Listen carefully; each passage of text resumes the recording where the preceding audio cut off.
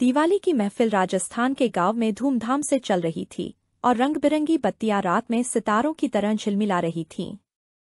लेकिन रुद्र, एक साहसी और जिज्ञासु 12 वर्षीय लड़के के लिए कुछ और था, कुछ ऐसा जो वह पूरी तरह से समझ नहीं पा रहा था। वह हमेशा से देवताओं और राक्षसों की कहानियों में रुचि रखता था, जो पृथ्वी और छिपी हुई दुनिया में घूमते थे। उसकी दादी अक्सर उसे उन जादुई स्थानों के बारे में बताती थीं, जो केवल उन्हीं को मिलते थे, जो साहस के साथ उनकी तलाश करते थे। उस रात, जब रुद्र आतिशबाजी देखने के लिए गलियों में दौड़ रहा था, उसने कुछ अजीब देखा। एक पोर्टल जो एक पुरानी खंडहर के नीचे छिपा था, एक जगह जिसे उसने पहले कभी नहीं देखा था। उसका दिल तेजी से धड़कने लगा और बिना हिचकिचाए वह अंदर चला गया। वह नहीं जानता था कि वह अभी कल्पनालोक की यात्रा पर जा रहा था, एक छिपी हुई जादुई दुनिया जो अद्भुत प्राणियों और शानदार स्थानों से भरी हुई थी, और एक ऐसी जगह जहां उसे एक जादुई कलश की रक्षा करने का चयन किया गया था, जो अच्छाई और बुराई के बीच संतुलन को बदल सकता था। रुद्र ने कभी ऐसी कोई चीज नहीं देखी थी। जो दुनिया उसके सामने खुली, वह किसी सपने जैसी थी।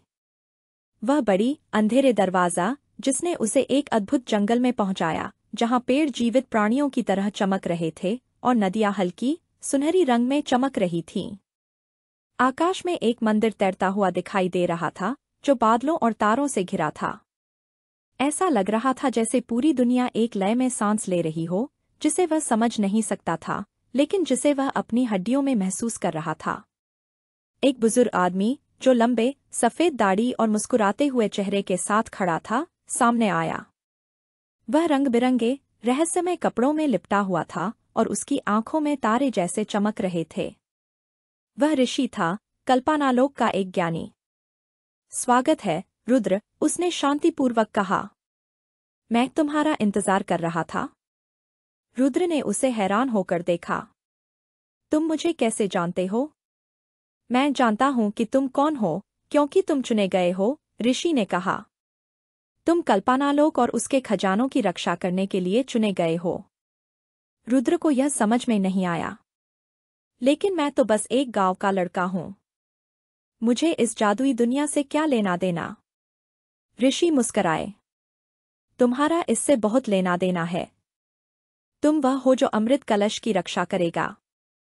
रुद्र ने चुपचाप उसे देखा। अमृत कलश क्या था? ऋषि ने आकाश की ओर इशारा किया और रुद्र ने उसकी दिशा में देखा। वहां एक अद्भुत दृश्य था। एक पेड़, जो उसने पहले कभी नहीं देखा था, इतना विशाल था कि वह आकाश से मिल रहा था। उसकी पत्तियां सोने और चांदी में चमक रही थीं और वह सूरज की तरह जगमगा रहा था। यह है अमृत कलश, ऋषि ने कहा। यह जीवन का सार है। अगर यह गलत हाथों में चला जाता है, तो कल्पनालोक और उन सभी दुनियाओं का संतुलन टूट जाएगा जो इससे जुड़ी हुई हैं। रुद्र ने अपनी पूरी शारीरिक ऊर्जा में एक बिजली की झटका महसूस की। उसका साहसिक कार्य अभी शुरू हुआ था। ऋषि ने समझाया कि रुद्र इस मिशन में अकेला नहीं होगा।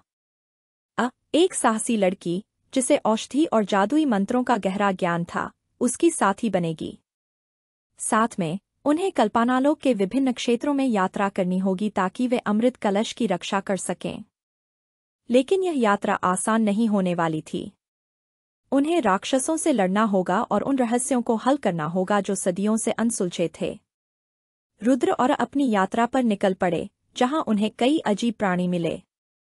वे गरुड़ से मिले, जो एक विशाल पक्षी था और उन्हें विशाल पहाड़ों और चमकते रेगिस्तानों के पार उड़ाकर ले गया।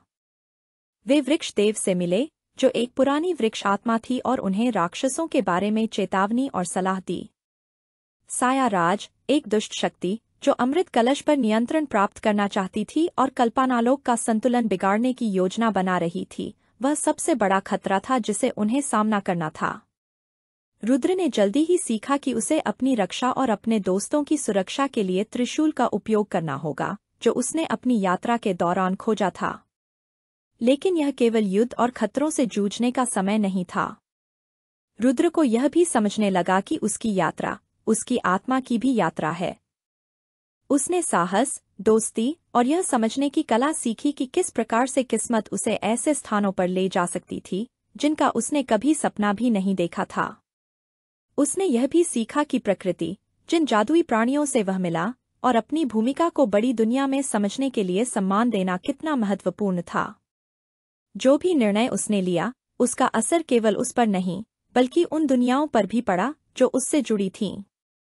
आखिरकार, जब उसने साया राज का सामना एक भव्य संघर्ष में किया, तो रुद्र ने यह समझा कि वह केवल अमृत कलश का रक्षक नहीं था, वह जीवन के संतुलन का रक्षक था, और यह संतुलन साहस, प्रेम और समुदाय पर निर्भर करता था।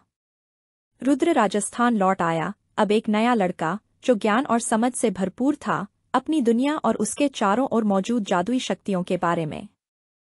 कल्पनालोक अब भी उसके अंदर था, और वह जानता था कि वह हमेशा उसकी रक्षा करने के लिए तैयार रहेगा, यदि कभी अंधकार फिर से लौटे।